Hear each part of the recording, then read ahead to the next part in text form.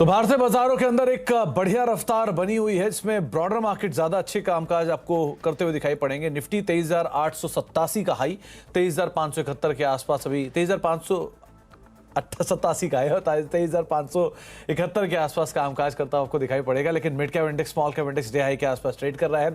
Broader markets में भी खरीदारी है। निफ्टी में एक स्पाइक भी आया है। एचडीएफसी बैंक आज फिर की सपोर्टर के तौर पे कामकाज कर रहा है। कल की एक बढ़िया तेजी के बाद आज फिर एचडीएफसी बैंक की तरफ से ही पूरा का पूरा दारोमदार आपको दिखाई पड़ेगा। प्लस रिलायंस, ये दूसरा पार्टिसिपेंट आपको दिखाई पड़ेगा। 1666 के आसपास एचडीएफसी बैंक कामकाज कर रहा है और कंट्रीब्यूशन में दूसरा सबसे बड़ा नाम रिलायंस इंडस्ट्रीज का है, जो कि की कंट्रीब्यूटर है। 33-34 का कंट्रीब्यूशन वहां से आ रहा है। कोटक और आईसीआईसी बैंक, इन दोनों की तरफ से भी कंट्रीब्यूशन है। थोड़ी प्रॉफिट टेकिंग एमएनएम में है, सन फार्मा में है, भारतीय एयरटेल में है, एसबीआई में आपको दिखाई पड़ेगी। लेकिन ओवरऑल मार्केट की दिशा दशा अभी भी मजबूती के साथ ही कामकाज होते हुए दिखाई पड़ रही है। रूपक डे हमारे साथ मौजूद है बातचीत करने के लिए एलकेपी सिक्योरिटी से। रूपक सर नमस्कार, स्वागत है कार्यक्रम में। मार्केट्स को लेके एक व्यू, क्योंकि इंट्रिंसिक स्ट्रेंथ तो दिख ही रही है बाजार में, ब्रॉडर मार्केट्स में भी खरीदारी है, आप क्या व्यू रखते हो?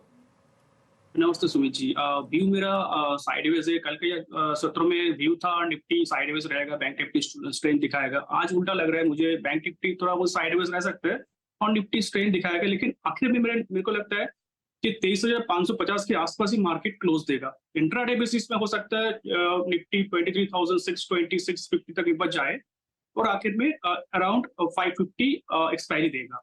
तो ओवरऑल साइडवेज मूवमेंट एक्सपेक्टेड है ड्यूरिंग द डे। दो बार आ रही है इसके बाद।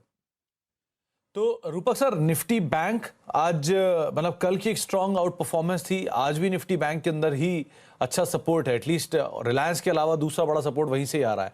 सो निफ्टी बैंक को लेकर आपका व्यू?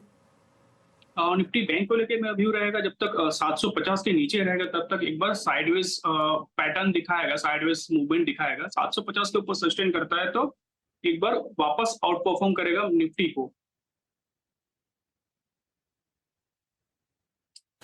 कोई इंडिविजुअल स्टॉक जहां पर रूपक सर आप नजर बनाकर रखे हुए हो अभी?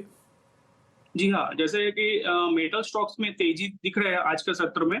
तो मैंने एक स्टॉक आइडेंटिफाई किया, वो है हिंदाल्को। और स्टॉक ने एक बार इंपॉर्टेंट मूविंग एवरेज जो 21 ईएमए है, 21 ईएमए के ऊपर ईएमए को रिक्लेम किया और शॉर्ट टर्म में मुझे लगता है कि 710 720 तक जा सकता है और एक स्टॉप लॉस मेंटेन करना होगा 660 के नीचे।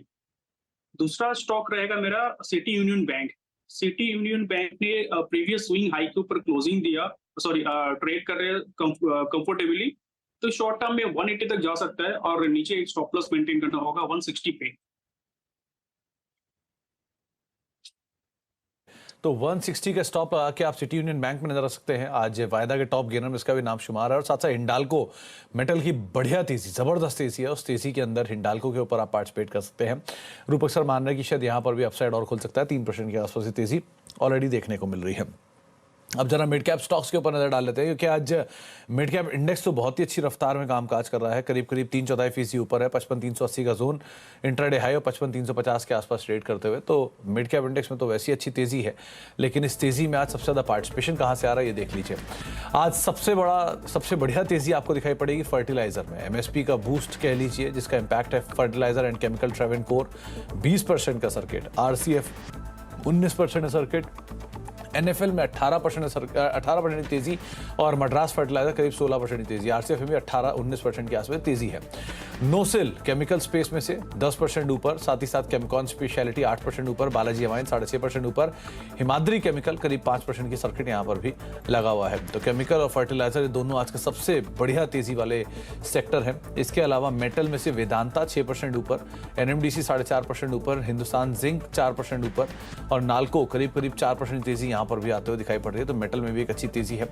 ऑटो एंसिलरी में से इंड्योरेंस 4% ऊपर, उनो मिंडा एक ब्रोकरेज नोट, उसका इंपैक्ट 4% ऊपर, लूमैक्स ऑटोटेक करीब 3% की तेजी और एक्साइड करीब 3% के आसपास का उछाल यहाँ पर भी आता हुआ दिखाई पड़ रहा है।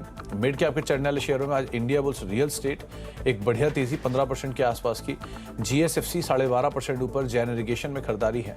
गिरने वाले शेयरों में थोड़ी बहुत प्रॉफिट टेकिंग आपको पीएफसी में दिखाई पड़ेगी, जीआईपीएससीएल में दिखाई पड़ेगी, केईसी इंटरनेशनल दिखाई पड़ेगी और सनोफी इंडिया जो कि थोड़े से प्रेशर के साथ अभी कामकाज करता हुआ आपको दिखाई पड़ रहा है। रूपक सर, एक एक्साइड के ऊपर नजर डालिए, आप किस तरह से आप इसको रीड कर रहे हैं, यहां पर क्या करना चाहिए? और दूसरा, केमिकल स्पेस में एक बढ़िया तेजी है, यहां से कोई नाम पिक कर पाए क्या आप?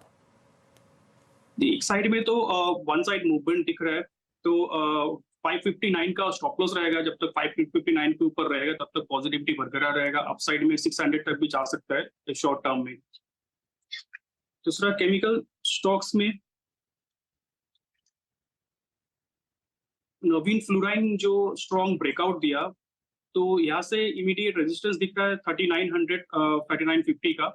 3950 को सस्टेन करता है तो टुवर्ड्स 340 तक जा सकता है शॉर्ट टर्म में। तो इमीडिएट रेजिस्टेंस 3900 के ऊपर वापस एक बार पॉजिटिविटी रहेगा। इमीडिएट सपोर्ट जो दिख रहा है वो 3600 पे। ओके, तो 3600 के आसपास सपोर्ट लेके आप लॉन्ग साइड पे नवीन फ्लोरीन को देख सकते हैं और साथ साथ एक्साइड दूसरा नाम है जिसके ऊपर भी आपको नजर बना के रखनी होगी। यहाँ पर भी एक अच्छी तेजी देखने को मिल सकती है।